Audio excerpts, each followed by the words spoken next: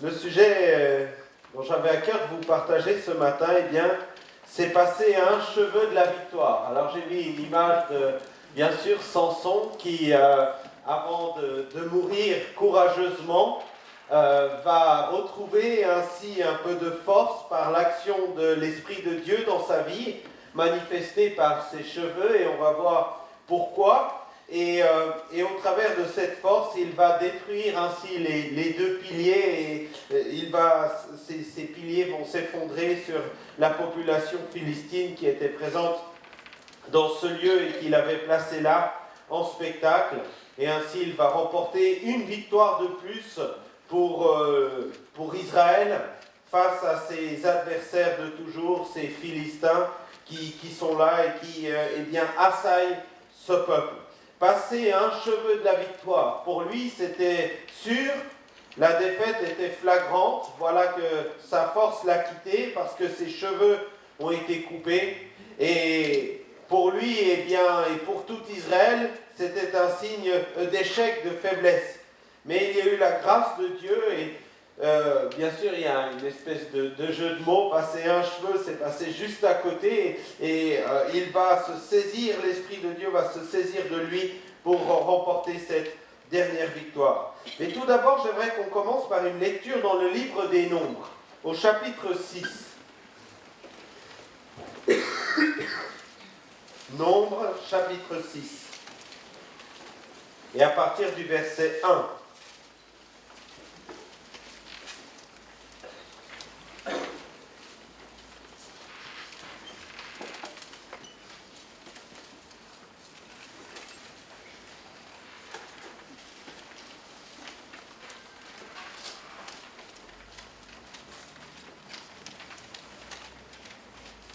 L'Éternel parla à Moïse et dit, « Parle aux enfants d'Israël, et tu leur diras, lorsqu'un homme ou une femme se séparera des autres en faisant vœu de naziréat, pour se consacrer à l'Éternel, il s'abstiendra de vin et de boissons enivrantes. Il ne boira ni vinaigre fait avec du vin, ni vinaigre fait avec une boisson enivrante. Il ne boira d'aucune liqueur tirée des raisins, et il ne mangera point de raisins frais ni de raisins secs. Pendant tout le temps de son naziréat, il ne mangera rien de ce qui proviendra de la vigne, depuis les pépins jusqu'à la peau du raisin. Pendant tout le temps de son naziréat, le rasoir ne passera point sur sa tête jusqu'à l'accomplissement des jours pour lesquels il s'est consacré à l'Éternel. Il sera saint, il laissera croître librement ses cheveux. Pendant tout le temps qu'il a voué à l'Éternel, il ne s'approchera point d'une personne morte, il ne se souillera point à la mort de son père, de sa mère, de son frère ou de sa sœur, car il porte sur sa tête la consécration de son Dieu. Pendant tout le temps de son naziréat, il sera consacré à l'Éternel. Alléluia.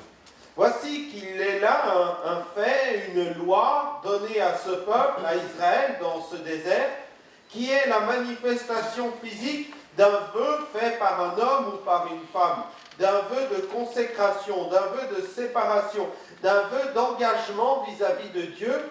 Et ce vœu se manifeste par cette réalité physique. Il ne touche à rien, à aucun alcool, à aucun fruit de la vigne, et il ne se rase pas ni la barbe ni les cheveux. C'est un engagement physique pour un temps donné. Cette réalité correspondait généralement à 30 jours. 30 jours d'engagement, 30 jours de consécration. Ce mois-là, il y a un temps de jeûne et prière organisé à l'église. Bien sûr, pendant ce temps, c'est une autre manière de consacrer un engagement devant Dieu en faisant le vœu de ne pas manger pour consacrer ce temps à vaquer à la prière et à s'occuper des affaires de Dieu. Et il y a derrière cette symbolique, et plus qu'une symbolique, ce fait de se priver de nourriture, de quelques contentements et soulagements physiques pour consacrer ce temps, cette énergie, cet investissement à l'œuvre de Dieu et au bienfait de Dieu. Alors, il n'est pas demandé de faire un naziréat, de ne pas se raser, de ne pas s'engager ainsi, mais toutefois, c'est une autre de ces manifestations physiques de cet engagement. Se consacrer, se mettre à part. Voici le premier rôle, le premier sens de cet engagement, se mettre à part. Je crois que, en tant que chrétien, en tant qu'enfant de Dieu, c'est une réalité que nous devons déjà vivre par notre attachement au Seigneur. Dieu a dit à Israël en son temps, dans Lévitique 20, verset 26, « Vous serez saints pour moi, car je suis saint, moi l'Éternel. Je vous ai séparés des peuples, afin que vous soyez à moi. » Et puis, évidemment, dans l'Épître aux Corinthiens, s'adressant cette fois-ci à l'Église, aux premiers chrétiens, c'est pourquoi sortez du milieu d'eux, donc des païens, de ceux qui, mettent des jougs étrangers sur leur vie, et séparez-vous, dit le Seigneur, ne touchez pas ce qui est impur, et je vous accueillerai. Et bien sûr, il y a ce passage également dans l'Apocalypse, au chapitre 18, où il nous est dit « Et j'entendis du ciel une autre voix qui disait « Sortez du milieu d'elle, donc la grande Babylone, mon peuple, afin que vous ne participiez point à ses péchés et que vous n'ayez point part à ses fléaux. » Il y a cet avertissement, cet engagement, cette alliance entre Dieu et un peuple. Et parce qu'il y a un rapport d'exclusivité dans l'amour de Dieu, il nous demande ainsi de nous séparer, de nous éloigner, de sortir de ce qui pourrait ne pas donner la primauté à sa personne, à cette relation, à cette intimité qu'il désire avec chacun d'entre nous et avec son peuple tout entier. Combien de fois l'éloignement des choses de Dieu, l'idolâtrie est comparée à une forme d'adultère spirituel. Bien sûr, l'Église est elle-même comparée à une fiancée qui attend la venue de son époux, de son bien-aimé, Jésus.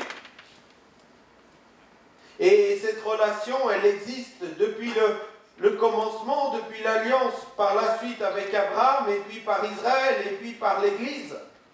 Comme un attachement de cœur, une relation d'exclusivité. Et Dieu ne cherche pas à ce que nous ayons une petite statue de lui dans tous les coins de la maison, mais que nous ayons une relation profonde, intime et réelle avec lui au fond de notre cœur. Qui se matérialise, qui se concrétise par la suite avec des actes d'amour, avec une preuve d'amour, avec un engagement, avec des vœux faits à l'égard de sa personne. Consacré, mis à part. Pas mis à part parce que je le dois, mais mis à part parce que je le veux, parce que je m'engage. Si je suis fidèle à ma femme, ce n'est pas parce qu'un jour j'ai dit je te serai fidèle. C'est parce que je l'aime et que je ne veux nullement rompre cet amour. Je ne veux nullement casser la confiance qu'elle me porte. Je ne veux nullement détruire ce que Dieu a voulu joindre, a voulu unir. Si cette réalité est valable dans un couple ici-bas, elle est valable dans une réalité spirituelle. C'est pour cela que Dieu nous demande ce rapport d'exclusivité. De ne pas mélanger ce Dieu très saint avec des dieux idolâtres faits de main d'homme. De ne pas avoir de représentation quelconque, parce que Dieu n'est pas fait de main d'homme. Dieu n'habite pas dans un temple fait de main d'homme non plus. Dieu est là, se manifeste par le Fils, il vit en nous par son esprit, il fortifie notre foi par cette relation profonde et intime, et il nous engage à nous séparer de ce monde qui vit sans lui. Non pas à sortir du monde, non pas aller se cacher comme un ermite en haut d'une montagne ou au fond d'une caverne, mais non, en étant bel et bien dans le monde, mais en ne vivant pas avec les critères de ce monde, avec la norme d'ici-bas. Et on se rend bien compte combien la norme de ce monde s'éloigne de plus en plus de la norme de Dieu. Et comme c'est difficile et c'est contraignant pour le chrétien de se dire « je veux me mettre à part ». Mais un jour, eh bien, le fléau tombera sur la grande Babylone, pour reprendre ce texte d'Apocalypse 12. Et pour ne pas avoir part à ce fléau, eh bien, il faut déjà ne pas avoir part à ces actes de tromperie à l'égard de Dieu. Mis à part, parce que nous faisons partie du peuple de Dieu. Mais mis à part également dans une forme de service. On retrouve ces deux références de l'apôtre Paul. Paul, serviteur de Jésus-Christ, appelé à être apôtre, mis à part pour annoncer l'évangile de Dieu. Mis à part particulière, un appel particulier de l'apôtre, celui au ministère, Dieu l'a choisi pour qu'il porte la parole. Et peut-être que Dieu t'a choisi aussi. Peut-être que Dieu est en train de faire résonner dans ton cœur un appel à un service plus grand, à une consécration plus grande, à un engagement plus grand, peut-être même jusqu'au ministère. Ou peut-être dans la fidélité des choses, dans différents services, dans l'assemblée. Mais je crois que cet écho, cet appel de mise à part, d'engagement plus grand, bien résonne dans tous les cœurs. Peut-être d'une manière particulière quand il s'agit du ministère, bien sûr. Et cela n'est pas donné à tous. C'est Dieu qui donne à l'Église des ouvriers pour le bien de l'Église. Alléluia. Mais toutefois, cet appel doit résonner dans les cœurs. Et lorsqu'il a plu, Galates 1, à celui qui m'avait mis à part dès le sein de ma mère et qui m'a appelé par sa grâce. Mis à part dès le sein de ma mère. Ce n'est pas le premier, ce n'est pas le dernier à dire cela. Pourtant, Paul a eu des temps d'errance, a eu des temps d'éloignement, a eu même des temps où, pensant servir Dieu, il desservait la cause du vrai Dieu. Et il persécutait l'Église. Et voilà, la grâce s'est faite à son égard. Un temps de mise à part. Cette mise à part va se concrétiser, va se matérialiser par deux faits. Ne pas boire de vin. Dans le livre des Proverbes, il nous est dit ceci à l'égard des rois. Ce n'est point au roi Lémuel, ce n'est point au roi de boire du vin, ni au prince de rechercher des liqueurs fortes, de peur qu'en buvant, ils n'oublient la loi et ne méconnaissent le droit de tous les malheureux. Il est également dit dans Lévitique 10 que les Lévites qui vont entrer dans le service du temple, dans le service de Dieu, ne doivent en aucunement, durant ce service, toucher à des alcools de quelque manière que ce soit, sinon ils risquent la mort. Dieu se chargera lui-même de cette affaire. Amen. Donc là, il y a des avertissements concernant ces deux services particuliers, à une mise à part, une mise à l'écart pour que ces services soient faits avec toute la présence d'esprit nécessaire, avec toutes les capacités physiques nécessaires, qu'il n'y ait pas ici d'éloignement par quelque ivresse. Bien sûr, il nous est dit également, dans Luc 21, verset 34, « Prenez garde à vous-même, de crainte que vos cœurs ne s'apesantissent par les excès du manger et du boire et par les soucis de la vie, et que ce jour ne vienne sur vous à l'improviste. » Il parle là du jour du Seigneur, du jour de son retour, du jour où le Maître revient. Les serviteurs sont avertis, la maison est avertie, l'Église est avertie. Jésus revient bientôt. Alléluia.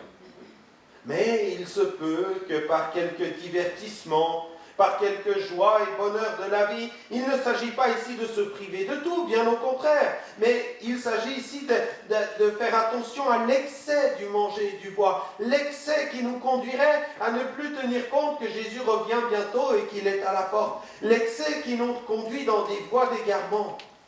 L'excès qui nous empêche d'être vigilants. Excusez-moi, mais après un bon repas, on a envie de faire qu'une chose, une bonne sieste. Hein? C'est pas vrai? Ah, se poser là, tranquillement, digérer, parce que ça travaille, hein? Ça travaille là-dedans. Alors il faut que le reste du corps se repose. Et on baisse la garde, et on baisse la vigilance. Si c'est une réalité physique, c'est aussi une réalité spirituelle. Et elle est bien plus grave en conséquence. Oh, tout va bien dans ma vie. J'ai tout ce qu'il faut. Le Seigneur, c'est une option. Hein. J'y pense de temps en temps. C'est important quand même. Je me souviens qu'il a déjà agi pour moi, qu'il m'a fait du bien. Et puis, peut-être, si j'ai tout ça, c'est grâce à lui. Mais ça ne va pas plus loin. Oh, je me repose. Mais non, mon frère, ma soeur, attention, le jour du Seigneur vient à l'improviste. Veille, veille. Éphésiens 5, ne vous enivrez pas de vin, c'est de la débauche, soyez au contraire remplis de l'esprit. Et il n'y a aucun rapport entre l'un et l'autre. L'esprit nous donne la maîtrise de soi, il ne nous fait pas tomber dans une forme d'ivresse spirituelle. Et il s'agit là de chercher l'excellence des choses de Dieu. C'est une des accusations que Amos le prophète va adresser à ce peuple. J'ai suscité parmi vos fils des prophètes et parmi vos jeunes gens des Nazaréens. N'en est-il pas ainsi, enfants d'Israël, dit l'Éternel? Et vous, vous avez fait boire du vin aux Nazaréens et aux prophètes, et vous avez donné cet ordre, ne prophétisez pas. D'où est venue cette opposition à l'œuvre de Dieu et à ceux qui ont été appelés? D'Israël. Israël. Par qui Jérémie a-t-il été persécuté? Par les mauvais rois d'Israël. Par son propre peuple. Et on sait quelle souffrance il va devoir porter. Un livre entier, s'appelle Les Lamentations de Jérémie, tellement sa souffrance a été difficile, parce qu'il a non pas dû combattre contre un ennemi extérieur, mais contre un ennemi intérieur, contre son propre peuple, ou du moins l'ennemi qui s'était glissé au milieu de son peuple, d'Israël. En tant que peuple de Dieu, nous devons veiller à la pluridisciplinarité des ministères, à l'action merveilleuse de l'Esprit de Dieu, à son action près des jeunes, à son action près de ceux qui prendront et qui sont déjà dans le service pour la suite. Parce que les jeunes, les enfants, c'est déjà l'Église d'aujourd'hui, mais ce sont les serviteurs et les servantes de demain. Parmi vos jeunes hommes, il y a eu des Nazaréens, quel reproche!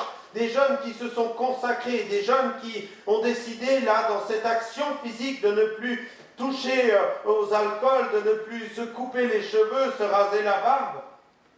Et puis ce peuple a dit, buvez du vin, amusez-vous, faites comme les autres. Ce peuple a dit, mais non, ta consécration est fausse, ne fais pas ainsi. Quelle tristesse! Le peuple de Dieu a lui-même éteint la flamme que Dieu avait allumée dans les cœurs de ses gens. Ne prophétise pas. Si, prophétise, mon frère, ma soeur, prophétise. Mais sache que quand tu prophétises, la prophétie est soumise au prophète. Et que dans ce que tu vas dire, il y aura toujours la part de l'homme qui doit être effacée et la part de Dieu qui doit rester et placer quelque chose dans le cœur. Mais prophétise. Agis, œuvre, consacre-toi. Consacre-toi pour l'œuvre de Dieu. Et je suis heureux, je ne savais pas que c'était la jeunesse qui faisait ce matin, de les voir là, se consacrer. Oh, tout n'est pas parfait. Tout n'est pas parfait, bien sûr. Et ça ne sera jamais. Il n'y a que quand c'est moi qui fais chanter que c'est parfait, n'est-ce pas? Des fois, je ne suis pas en rythme, mais en fait, c'est les musiciens qui jouent à contre.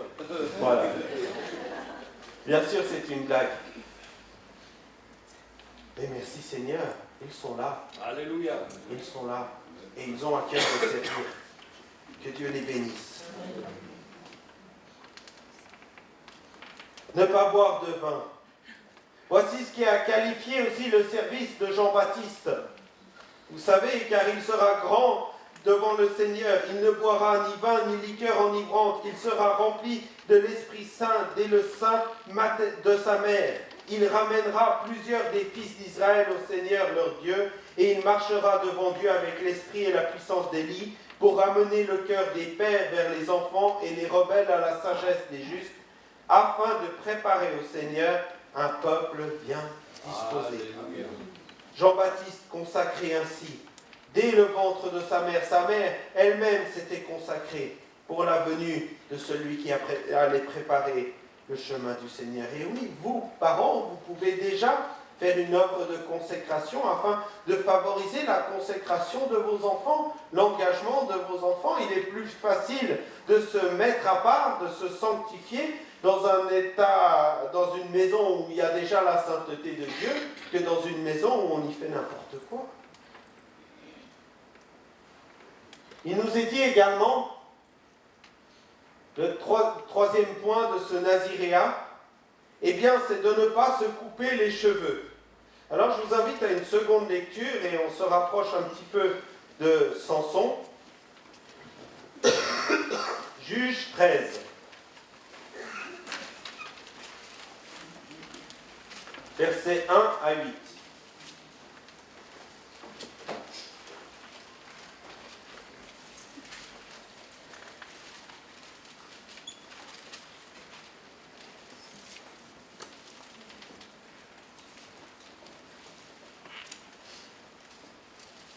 Juge 13, versets 1 à 8.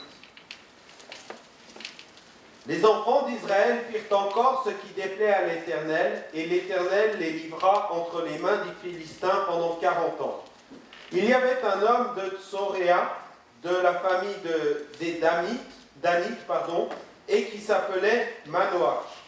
Sa femme était stérile et n'enfantait pas. L'ange de l'Éternel apparut à la femme et lui dit, « Voici, tu es stérile, tu n'as point d'enfant. Tu deviendras enceinte et tu enfanteras un fils. Maintenant, prends bien garde, ne bois ni vin ni liqueur forte et ne mange rien d'impur, car tu vas devenir enceinte et tu enfanteras un fils. Le rasoir ne passera point sur la tête, parce que cet enfant sera consacré à Dieu dès le ventre de sa mère. Et ce sera lui qui commencera à délivrer Israël de la main des Philistins.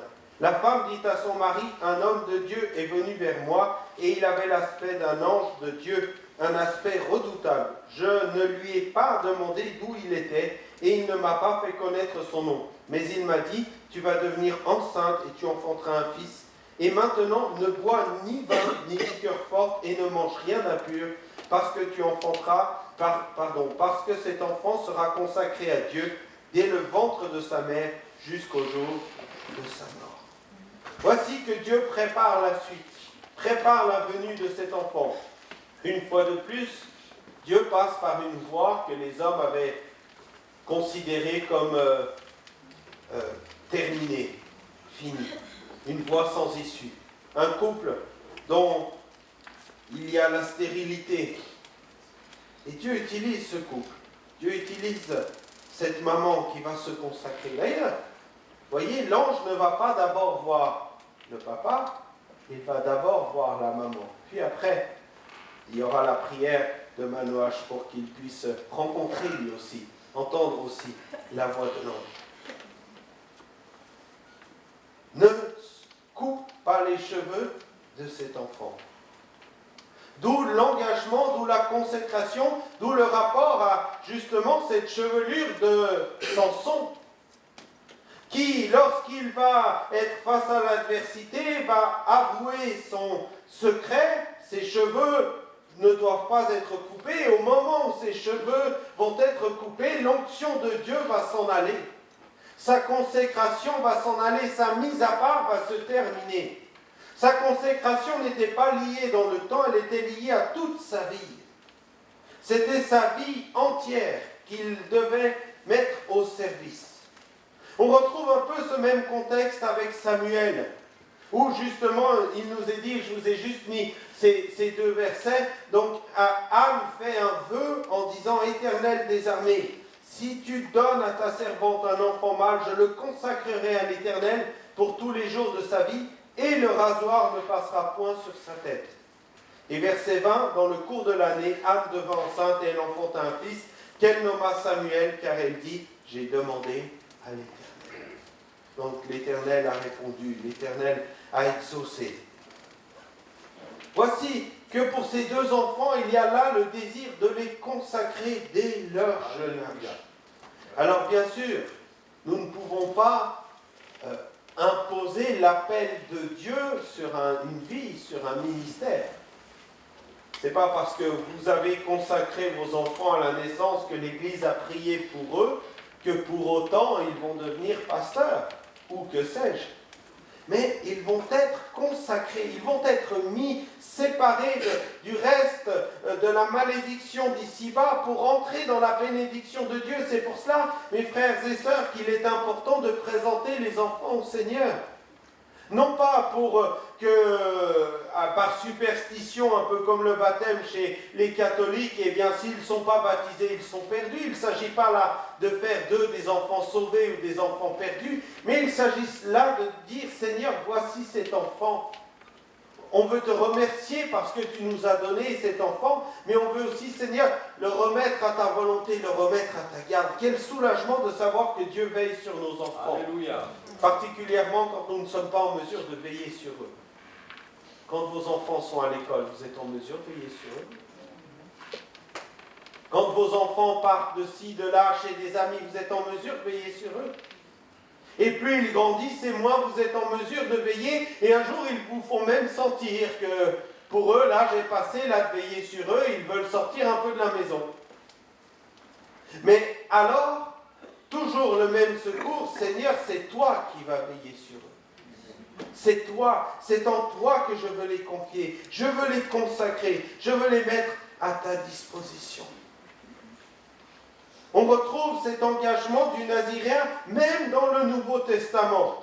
Dans ce passage des Actes des Apôtres, eh bien on lit cela. Paul resta encore assez longtemps à Corinthe, ensuite il prit congé des frères et s'embarqua pour la Syrie avec Priscille et Aquilas, après s'être fait raser la tête à Sanchréé, car il avait fait un vœu. Et dans Acte 21, il nous est aussi dit, quand Paul rentre à Jérusalem, qu'il apporte les exploits que Dieu a faits, et il y a quelques doutes là parmi les Juifs, quelques discussions, pas parmi les responsables, mais parmi le peuple, quant à la véracité de Paul et son engagement étant vraiment juif. Et il leur dit cette recommandation, cette église lui dit cette recommandation, c'est pourquoi fais ce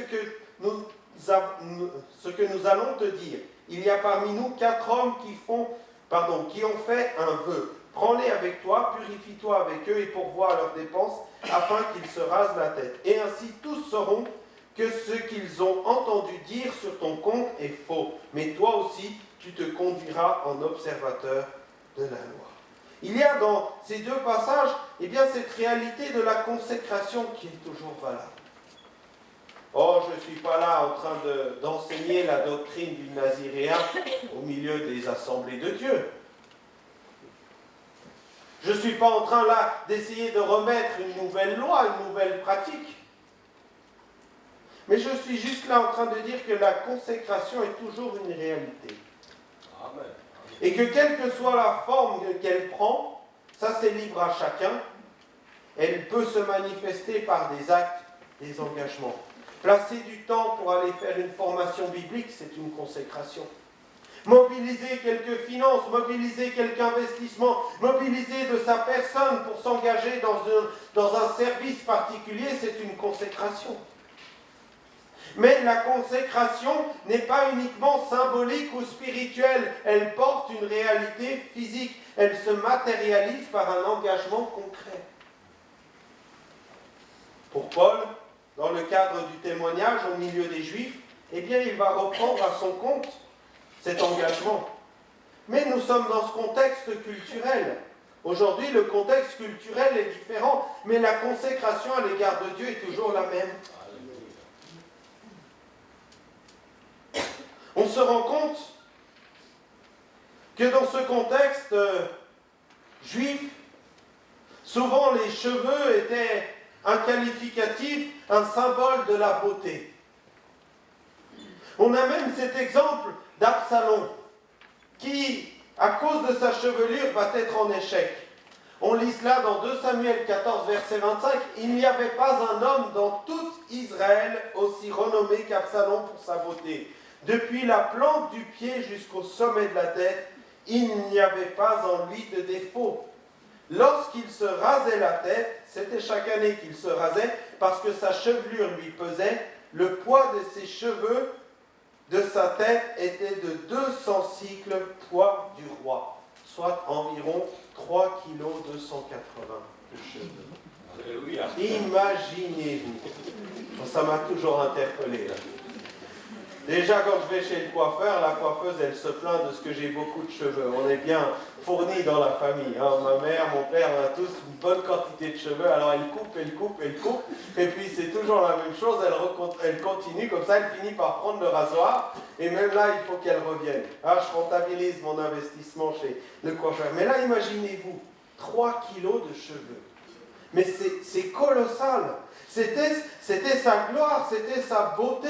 Il était beau de la plante des pieds jusqu'au sommet de la tête. C'était le Brad Pitt de l'époque. Ou un autre, hein. Mais je trouve que Brad Pitt lui ressemble bien.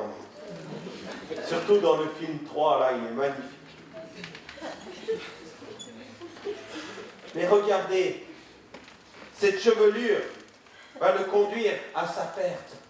Dans 2 Samuel, nous lisons cela au verset 18. Absalom se trouva en présence des gens de David. Il était monté sur un mulet. Le mulet pénétra sous les branches, entrelacées d'un grand térébinthe, et la tête d'Absalom fut prise au térébinthe. Il demeura suspendu entre le ciel et la terre, et le mulet qui était sous lui passa outre. Ce qui était pour lui un signe de beauté n'était pas un signe de consécration, n'était pas un signe de soumission. Et il a utilisé sa beauté pour se rebeller contre son père David. Il a utilisé sa beauté, sa prestance humaine pour défaire, pour anéantir l'œuvre de Dieu, pour essayer de la tirer à son compte. Et ce n'est pas parce que Dieu nous a donné des choses merveilleuses, des choses talentueuses, que pour autant ces talents peuvent servir son œuvre. Ne nous trompons pas de service. On ne se sert pas soi-même, on sert Dieu. On n'est pas au service de sa propre mission, on est au service de l'œuvre de Dieu. Alléluia. Et le symbole de sa beauté, pourquoi était-il si beau? Certainement que Dieu allait utiliser sa beauté, mais voilà qu'il s'en est servi lui-même. Et que sa chevelure est devenue non pas une preuve de soumission, mais la cause de sa perte. C'est surprenant quand même ce passage. Il est mort à cause de ses cheveux. C'est le seul dans la Bible. Pas le seul à part Samson aussi. C'est un peu à cause de ses cheveux qu'il est mort aussi. Il nous est dit dans le Nouveau Testament, et c'est Paul qui le dit, au verset 14 de l'Épître aux Corinthiens.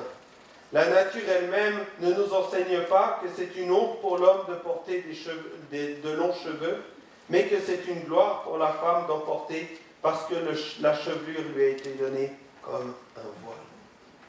La réalité de ces choses,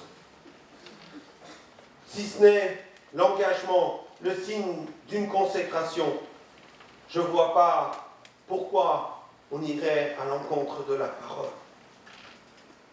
Les cheveux sont encore là, eh bien, un symbole de cette soumission. On lit cela dans Juge, et c'est la suite donc de ce récit de Samson, où lui n'a pas été soumis à cet engagement vis-à-vis de Dieu. Et il nous est dit, il lui ouvrit tout son cœur. Donc elle est en train de le cajoler, de lui dire combien elle l'aime sur ses genoux, là, et puis d'essayer de le flatter. Et il lui ouvrit tout son cœur et lui dit, le rasoir n'est pas passé sur ma tête parce que je suis consacré à Dieu dès le ventre de ma mère. Si j'étais rasé, ma force m'abandonnerait. Je deviendrais faible et je serais comme tout autre homme. Et au verset 19, elle l'endormit sur ses genoux, et ayant appelé un homme, elle rasa les 7 tresses de la tête de Samson, et commença ainsi à le dompter. Il perdit sa force.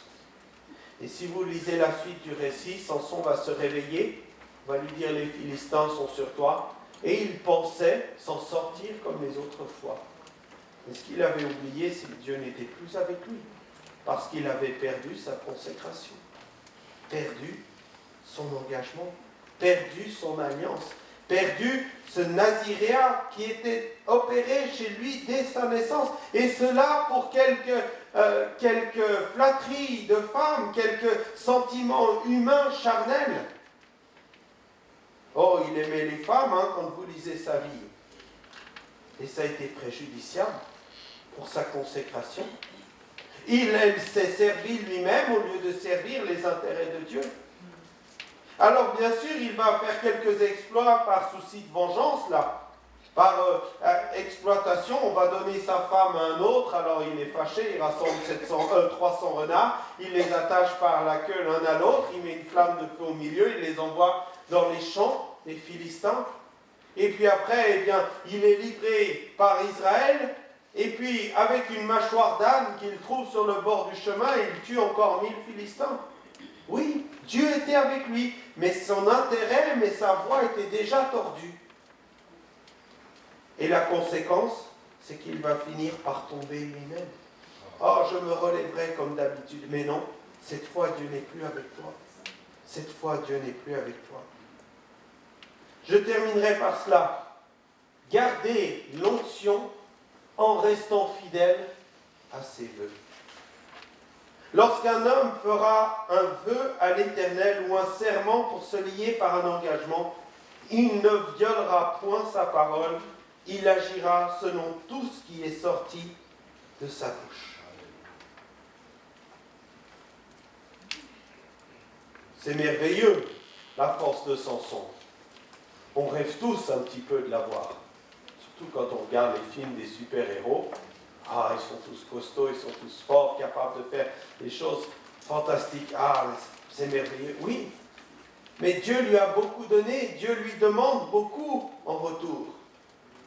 Attention à ce que l'on demande au Seigneur, attention aux vœux que l'on formule, parce que ça nécessite l'engagement derrière nécessaire pour accomplir ces vœux, pour accomplir cet engagement. Seigneur, je te suivrai partout. Quelquefois on le chante, hein. Seigneur, je te suivrai jusqu'où tu iras, j'irai, alléluia. Et puis sorti de là, pam, il ne manque pas 10 minutes pour que ça y est, on s'est déjà égaré du chant qu'on a chanté avant. Frères et sœurs, soyons réalistes, soyons concrets, soyons réels. Vous croyez que suivre le Seigneur jusqu'au bout, être capable de faire des prodiges et des miracles en son nom, ne coûte pas celui de la fidélité, de l'engagement? Jésus lui-même, il nous a dit qu'il a appris l'obéissance par les choses qu'il a souffertes. Alors si Jésus a dû apprendre à obéir à Dieu par la souffrance, vous croyez que nous, on sera éloigné de cela? Non. Il y a une souffrance, il y a un engagement, il y a un prix à payer pour être un outil dans la main de Dieu. Mais ce prix vaut la peine s'il est fait avec une consécration réelle. Alléluia. S'il est le fruit réellement d'un appel qui ne vient pas d'une ambition personnelle, mais qui vient de Dieu. Samson aurait pu ne pas traverser les difficultés qu'il a traversées conséquemment à sa désobéissance. Mais il a désobéi. Et Dieu l'a toutefois secouru au dernier instant. Dans 1 Samuel, on lit ce récit et cette condamnation qui est faite là au sacrificateur Élie. C'est pourquoi voici ce que dit l'Éternel, le Dieu d'Israël. J'avais déclaré que ta maison et la maison de ton père marcheraient devant moi à perpétuité. Et maintenant, dit l'Éternel, loin de moi, car j'honore celui qui m'honore, mais ceux qui me méprisent seront méprisés. Vous avez vu, j'honore celui qui m'honore, c'est au singulier. Et ceux qui me méprisent seront méprisés, c'est au pluriel. Sont bien plus nombreux ceux qui méprisent Dieu que ceux qui l'honorent. Mais toi, veux-tu honorer Dieu? Veux-tu honorer tes engagements à son égard? Veux-tu honorer la Sainte Seine que tu as prise ce matin avec lui, la communion que tu as rétablie? Veux-tu honorer le pardon que tu as demandé au Seigneur, prêt toi aussi à ton tour à pardonner à ceux qui t'ont fait du mal? À pardonner à ceux qui étaient contre toi? Oh, être pardonné de Dieu, bien sûr, ça a toute sa valeur. Mais si ça n'est que dans une relation verticale et que ça n'a pas de conséquences sur la relation horizontale, alors à quoi bon? On passe à côté de la famille, de l'église, de la bien-aimée. Mince, ton frère, ta sœur avec qui tu es fâché, tu vas passer l'éternité avec lui. Tu as déjà réfléchi à ça? C'est peut-être maintenant le temps de te réconcilier aussi avec lui. ta consécration. J'honore celui qui m'honore. Et si tu fais cela comme un engagement, comme une preuve d'amour pour Dieu, parce que tu dis, Seigneur, toi tu m'as demandé d'être en paix avec les hommes autant que cela dépend de ma volonté. Si tu fais cela en étant sincère devant Dieu, eh bien Dieu t'honorera. Alléluia. Peut-être tu passeras un sale quart d'heure, contrit. Peut-être tu seras même accusé encore parce que tu allais demander pardon. C'est ainsi une preuve de faiblesse d'un point de vue humain. Et peut-être le frère, la sœur, va encore en rajouter une couche. Et là tu vas dire, mais je ne comprends pas. Ah oui, mais c'est devant Dieu que tu le fais. Et Dieu t'honorera. Mais ceux qui me méprisent, et ils sont nombreux, seront méprisés. Passer un cheveu de la victoire. On a chanté ce chant de victoire. La victoire sur le diable, la victoire sur la mort. Veux-tu saisir cette victoire?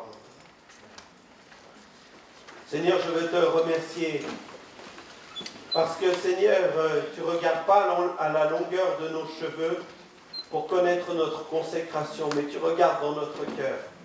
Tu regardes notre engagement, tu regardes notre fidélité dans les petites choses. Tu regardes, Seigneur, notre bonne volonté à vouloir régler les situations. Tu regardes, Seigneur Jésus, à notre cœur qui crie vers toi pour implorer ton secours. Samson, à un moment donné, après ce grand combat, a eu tellement soif qu'il croyait qu'il allait mourir. Et tu as ouvert le rocher pour qu'il puisse être désaltéré. Je veux te remercier de ce que tu es capable, du rocher le plus sec, de tirer de l'eau, du cœur le plus sec, Seigneur, d'apporter la vie, d'apporter le secours. Seigneur, alors que mon cœur était sec, tu m'aimais. Alors que j'étais éloigné de toi, tu m'as aimé.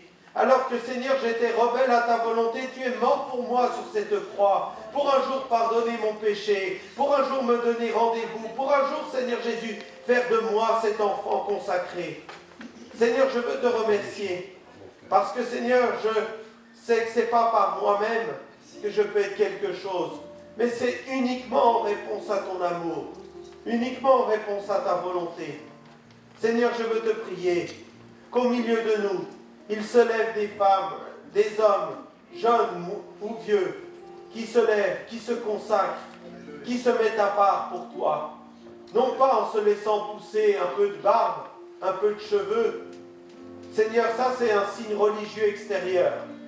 Et malheureusement, même des religions mensongères l'utilisent. Pour beaucoup de ces religions, la longueur de la barbe est un signe de consécration à ces dieux, à ces faux dieux. Mais Seigneur, ce n'est pas cela que nous voulons. C'est la consécration du cœur. Répondre, Seigneur, à ton amour par notre amour. Et te dire, oui Seigneur, me voici, je veux t'obéir. Me voici, je veux servir ta volonté. Seigneur, dire comme Paul, depuis la naissance, j'ai été mis à part. Je crois que tu as un projet pour ma vie depuis ma naissance. Seigneur, je veux te servir. Seigneur, que beaucoup répondent à cet appel. Qu'ils ne passent pas à un cheveu de la victoire, mais qu'ils puissent entrer pleinement dans cette victoire, dans cette consécration de la foi. Merci Seigneur pour ta parole, qui ce matin encore peut apporter une réponse au cœur. Au nom de Jésus. Amen.